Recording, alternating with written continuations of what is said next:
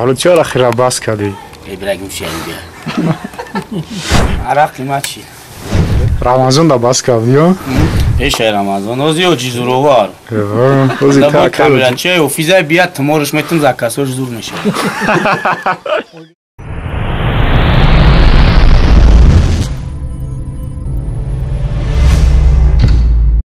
سلام با کلی تماشاگران برنامه بازگوی هنر. راستی ما تا این حد منتظر نبودیم که شما ما رو دستگیری میکنید و با ما هم فکر میشوید. ما اهل ایجاد برنامه بازگوی هنر دو دست پیشی برگرفته از به همه شما میnnتداری بیان میکنیم و کوشش میکنیم باز هم این برنامه خود را خوبتر و نزدیکتر کرده پیشکش شما گردانیم و با همه شما تشکر میگوییم برای آنه که ما رو دستگیری کردید، با ما هم فکر شدید و ما از این کار شما رو الهام تازه گرفته باز با پیش حرکت میکنیم و برنامه امروزه خود را با استاد زوراور شاکیر میگذرانیم و استاد جورابک تاشوف، چون ما وعده داده بودیم که برنامه امروزه ما با همین استاد میگذرد و ما را همراه باشید.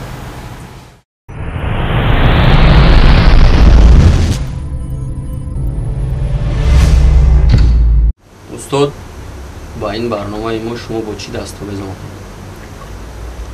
ما هم با برنامه شما بسیار تکلیف شد. بچه های غریب هم مخلصا دور از وطن با میجر خواهش کردن خواهشی با خواهش ما یعنی با صورت غربی بانگو قطعی با صورت غربی بعد مرحمت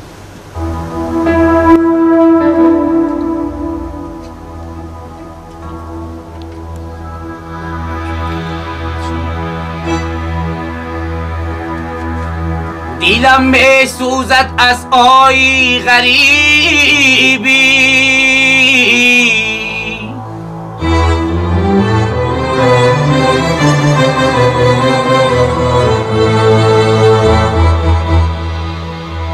دیلم می سوزد از آهی غریبی دریغ از عمری کوتاهی غریبیه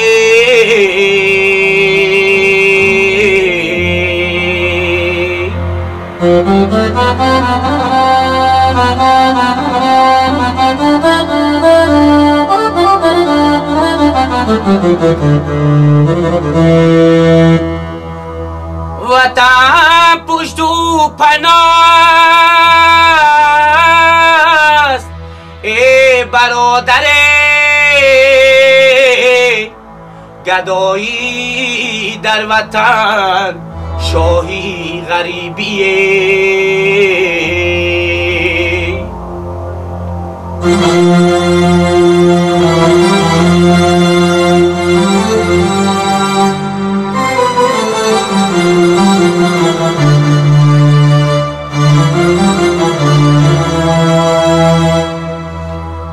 برای شعری ترسون زاده ای ما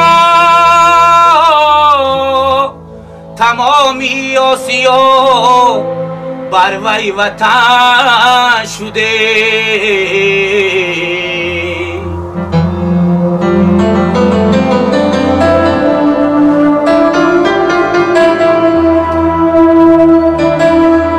ولی بین وقت تو را خاکی لوچابه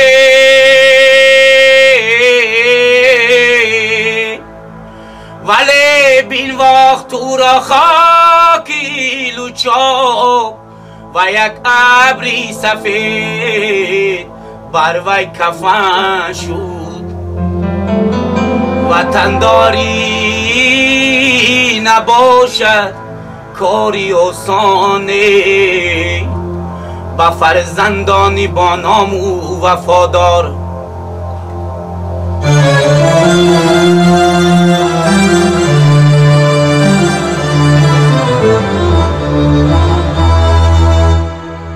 خدایا به کفن مردن غمی نیست مرا از بی وطن مردن نگه داره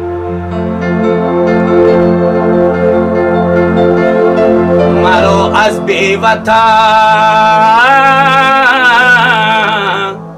مردن نگه دار آه مرا از بی وطن مردن نگه دار یاری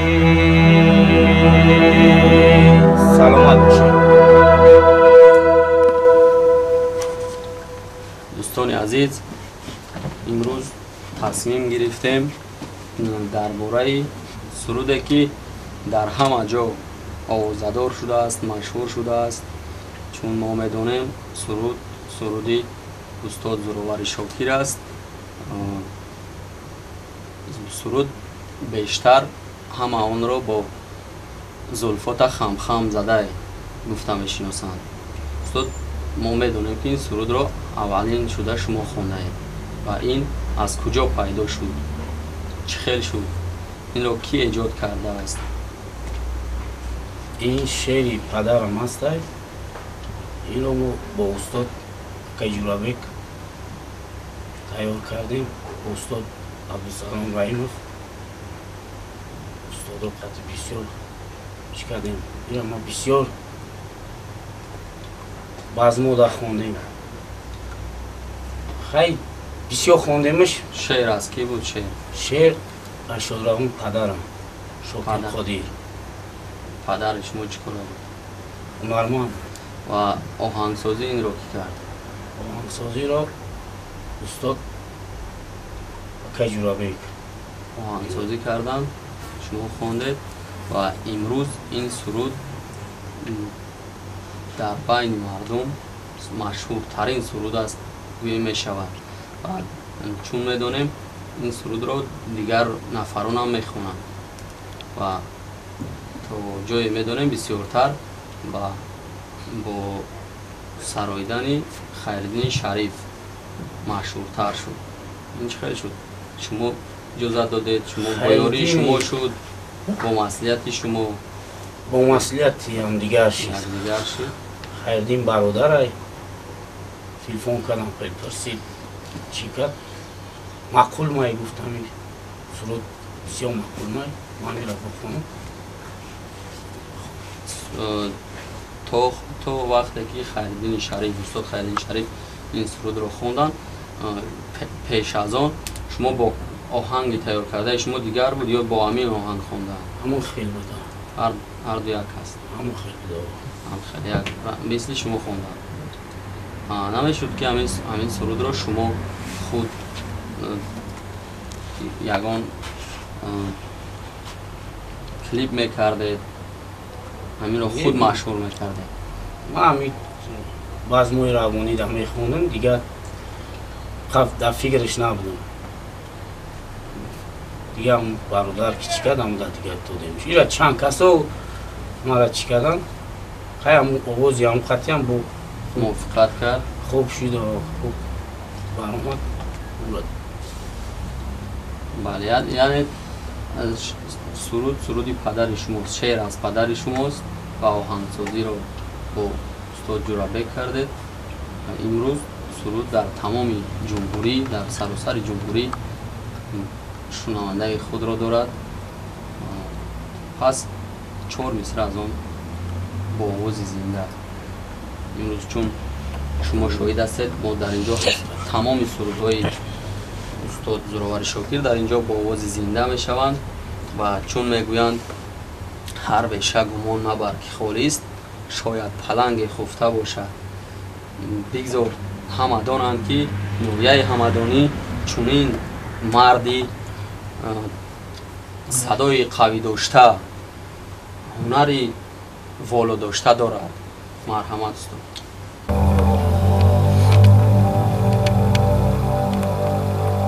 زلفات خم خم زده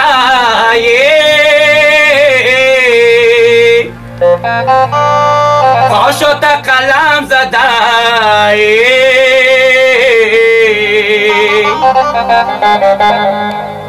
پاشات قلم زده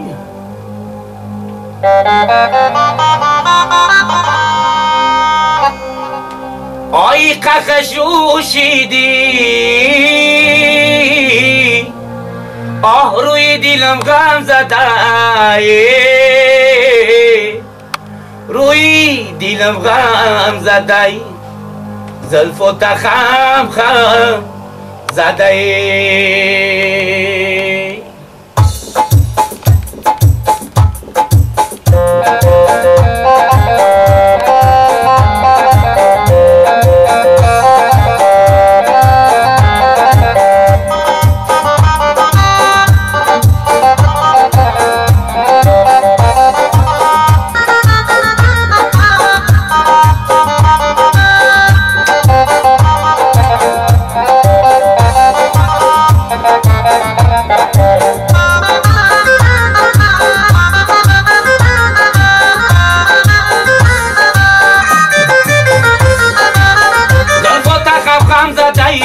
خاشات قلم زدای خاشات قلم زدای ای قخشوشیدی روی دلم غم زدای روی دلم غم زدای ای قبض شیدای روی دلم غم زدای روی دلم غم زدای زلف و تخم خم زدای خاشات قلم زدای زلف و تخم خم زدای خاشات قلم زدای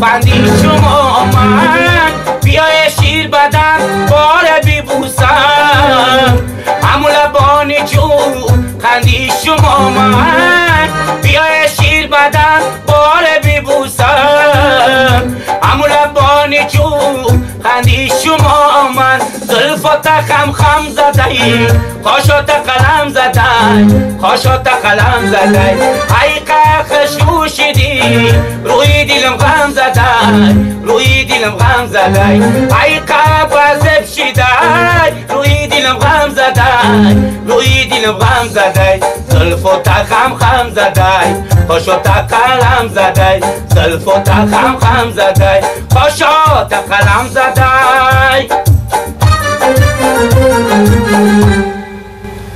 سلامت باشید استاد. استاد همین در نویستن همین شعر در یاد شما است که چند سال پیش پدر شما شعر را نوشته بود و بچی خودی نوشته بود و میدانست که شعر نوشته رو شما آهنگسازی میکنید و سرود میکنید. این سال پیش بود خیلی تقریبا سالای 90 دیگر پیش بود. با خاطر کی نوشته باشم؟ استاد پدرم شاعر بودم، آوازخوانم بودم، شاعرم بودم. کتاب برآوردن، کتاب در شعر نوشته شد. و از کجا پیدا شد در شما همین شعر را سرود کردن؟ کسی با شما مصلحت داد یا از نگاه خود برآمد؟ این کنسرت بود در فیلارمونی دولتی به نام استاد نوشین. اونجا ما همراه با استاد مشق کردیم، کنسرت خوندیم. یعنی همین سرود رو شما از دل خود انتخاب کردید، با استاد پیشنهاد کردید بله و یک جای آهنگسازی کردیم. همین سرود به شما بیشتر کدام نقطه‌اش پسند آمد که سرود رو آهنگسازی کردید؟ یا که با خاطر احترام پدر بود یا اینکه یگان جایی داشت که مخصوصاً برای شما پسند آمد؟ بسیار سخنهای خوبه دل مردم را تیز جا میگیره. راستی بسیار شعرهایی که هستند که خوب است دل مردم را جا میگیرد. شعر خوب گپ خوب هم وقت در دل مردم جا زود میگیره. جا میگیره. جا میگیرم میره بعد تیار کردیم این دل مردم را جا گیرید بسیار مردم قبول کردن بهترین سرود برای ما. بسیار خریدار داشتی سرود. بسیار یگان نفر پیدا نشد که پیش از شما مثلا سالهای 90 30 سال پیش در 30 سال یگان کس پیش از شما پیش دستی کردن ایرا پروگرام پدرم میخوند خیلی میخوندش همین بعد موی توی بودا بود چه خیلی میخوندش که زلفوتا خم زدای قاشات قلمه عیق خشوشیدی روی دلم غمه زلفوتا خم زدای قاشات قلمه عیق خشوشیدی روی دلم غمه خیلی میخوند. با طور دیگر میخوند. کتاب کدام سال برآمده است کتاب؟ 2005. یعنی تا 2005 شعر برای مردم آشنا نبود. سالهای خوندن خودشان کدام سال بود؟ نه با اصلا مرا غمگین مکن در زندگانی که روزی میروم بیرون. استاد ذوالفقار عزیز رفتیم میره بسیار تا افغانا و تا تاجیکا و خوندگیان ایم امین شعری پدر شما. آه بله شعر یعنی که شعرهای پدر شما را بسیار شعرهای پدرم بسیار و چون امروز میبینیم میرم بری بالا میرم این هم شعر پدر شماست. همون خیلی هست سرودی همین زلفات خم زدای استاد اولین بار همین سرود رو شما کدام سال خوانده؟ این سرود رو تقریبا سال 2012 13 خیلی بود. در همین سرود در کدام کتابی بود؟ اون پدر شما چند کتاب بچه برآورده است؟ خیلی یک کتاب برآورده خودشه. خیلی نام کتاب چه؟ نام کتاب برگی سبزی آرزوها. کتاب‌های دیگر در هسته با خیلی شعراش هسته. در دیگر کتاب‌ها هستند.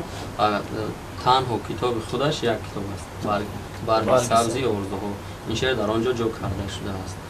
و چندین شما قید کردید که این شعر را خریدارانش زیاد بود.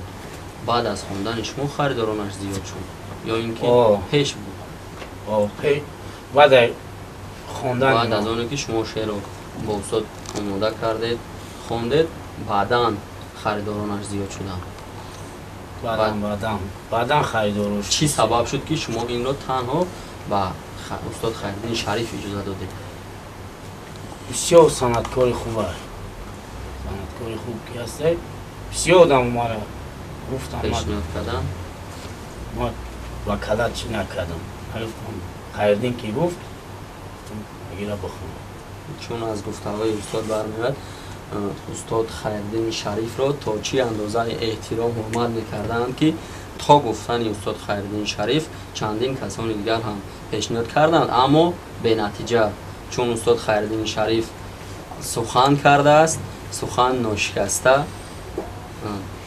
جای خود را یافته است و این سرود تا امروز هرچند تقریبا سالهای 2016 استاد خیرالدین شریف این سرود را خوانده باشند هم تا امروز در همه جا ما این سرود را میشنویم. چون همین سروده که در بین مردم شهرت پیدا میکند اولا مردم و متن اهمیت میدن بعدا با آهنگش و با نفری که اون سرود را میسرد. چون این سرود که از اول از سرشویش از شعرش مضمون بلند داشت و استادان آهنگسازی خوب کردند و چون نوبت به شما رسید با بهترین صدا آن را سرودید و تا امروز سببی در بین مردم ماندن این سرود همین است.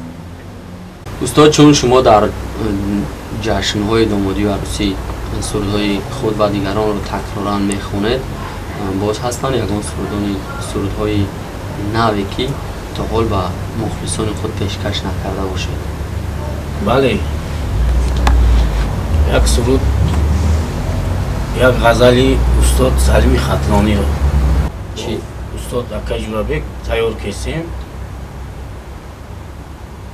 نصیب کرده را آماده شده است، آماده کرده اید. امکانیت دارد که ازید یکان مصرع آن را زمزمه کنید؟ بله بله بله، امکانیت دارد. برای مخلصان بله.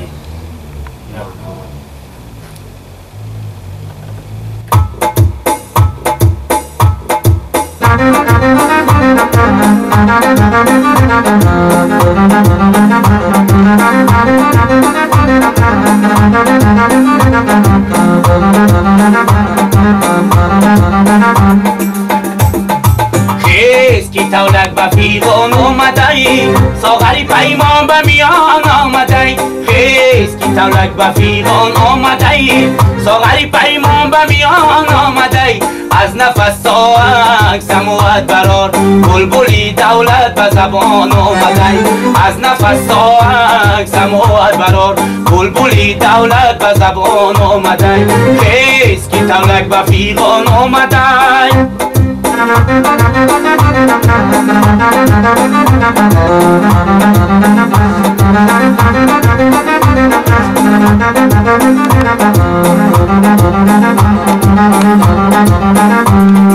زینب و جنبان سر و دست و پا بین همه پیشی تو بجان آمدن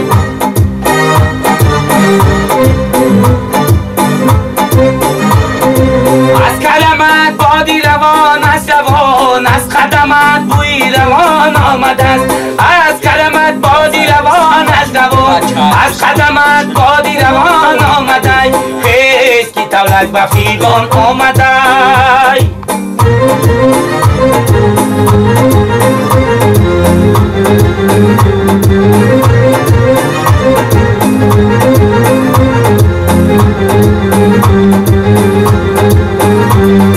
جادوی چشمت اما مردم شکار جادوی چشمت اما مردم شکار اوی قلبم به میان آمده اوی قلبم به میان آمده خیز کی تولک به فیغان آمده ساغری پیمان به میان آمده خیز کی تولک به فیغان آمده ساغری پیمان به میان آمده از نفس ساهنگ سموت برار بلبلی دولت به زبان آمده از نفس ساهنگ سموت برار بلبلی دولت به زبان آمده خیز کی تولک به فیغان آمده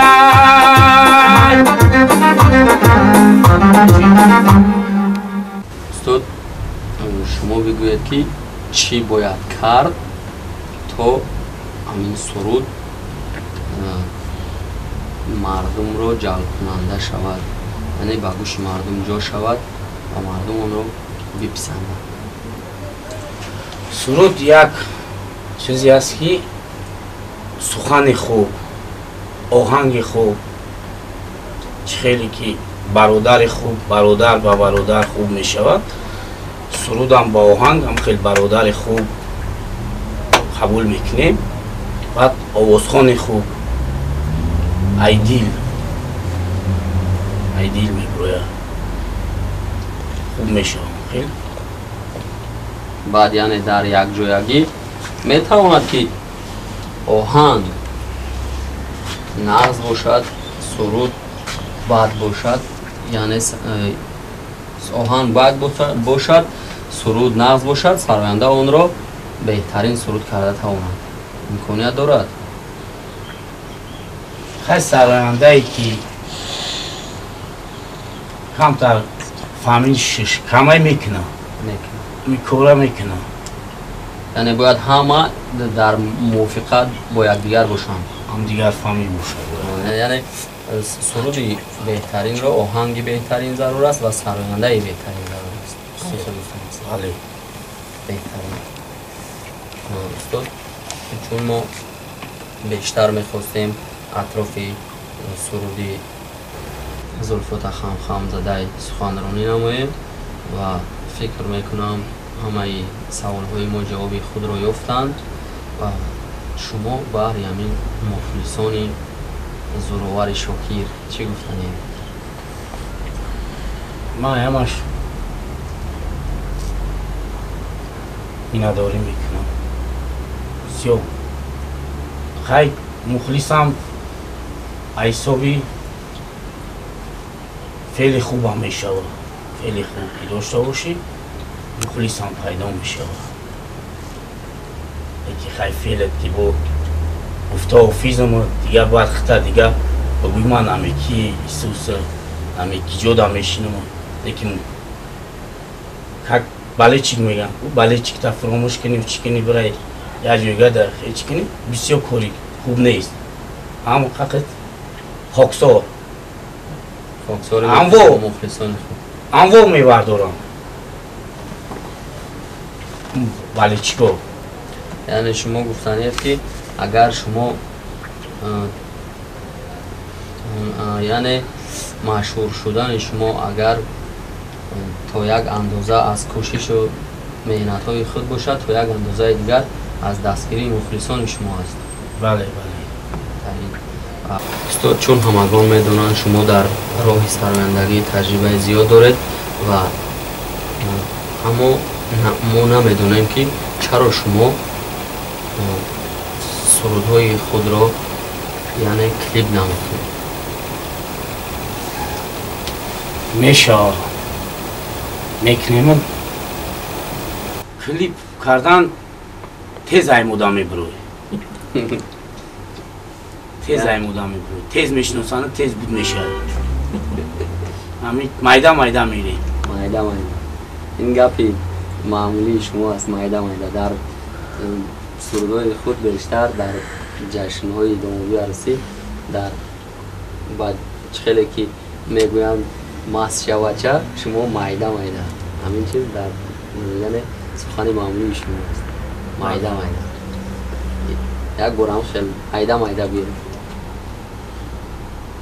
یه مایده مایده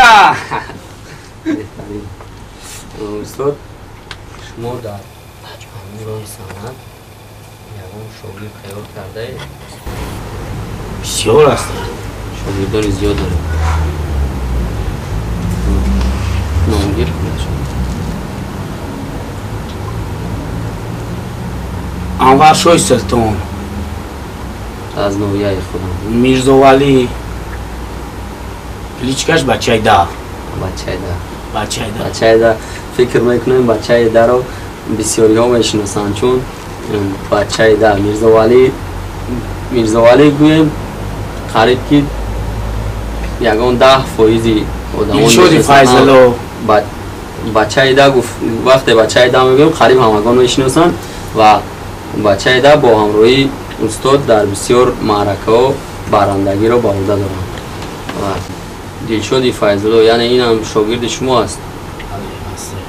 شاگردی کردم امروز در حتیم بسیار توی رفتگی شاگرد شما هستن و شما امروز فکر میکنم افتخار میکنید که شاگردان شما در سطح جمهوری برآمد میکنند.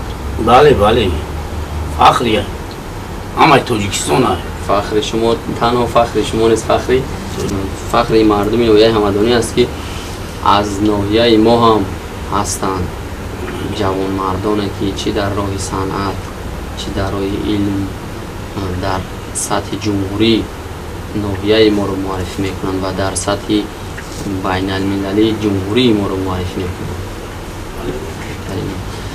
و بحری مخلصان چی گفتند؟ بحری مخلصان گفتنیم که خوشبخت باشن دایم همی که جایی در تویده باشیم بیان همی با هم برای چکشون دوام بتنن همی دایم خرسان باشن توی باشه و در جای شنیده بودیم استادی ما یعنی استاد قربان صابر میگفت که نیتی حافظ سراینده از نیتی طبیب بهتر است، خوبتر است و همه حیران شدند که چرا این گناه میگوید استاد و گفتند که طبیبان میگویند که خدا میگویند که یک از کسل شود، یک از بیمار شود و حافظا باشند، خدا میگویند که در یک جا توی شود، خرسندی شود و به همین حافظ سوده به همین خاطر میگفتند که نیت سراینده حافظا پاک است، بهتر است، از طبیبان هم دیده بهتر است میگفتند. و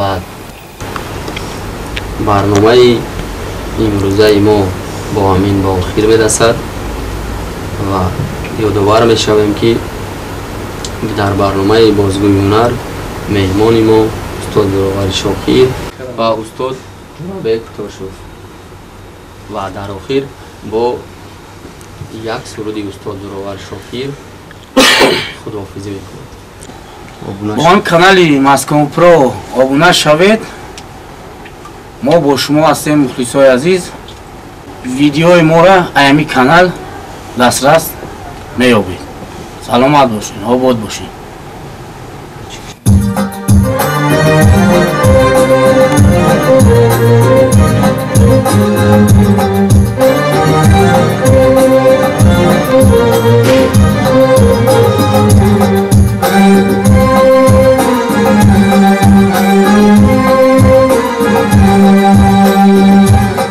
بیا ایار یادت کردم این شبه،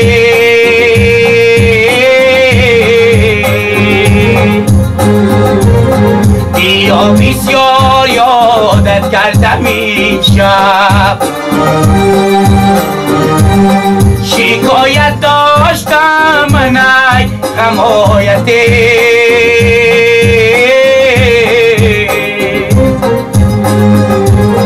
غم آی تو عادت کردم این شب، شکایت داشتم من ای غمایته، غم آی تو عادت کردم این شب.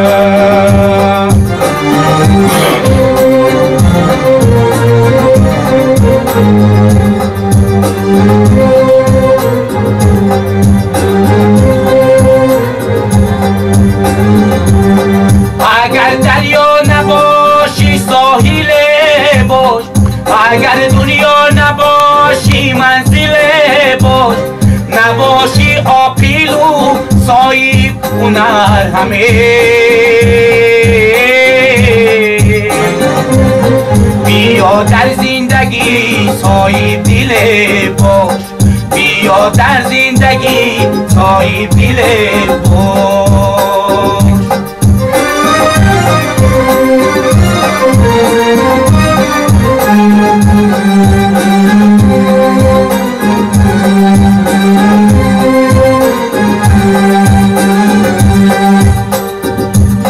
مرا یک روز یاد داری گلی من، مرا با سوز یاد داری گلی من،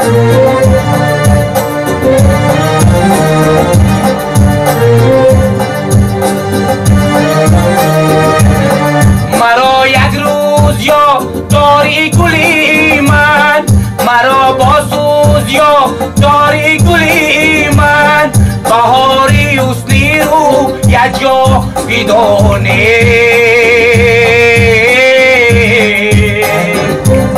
تو هم فصلی خزان داری گلی من، تو هم فصلی خزان داری گلی من، تو هم فصلی خزان داری گلی من.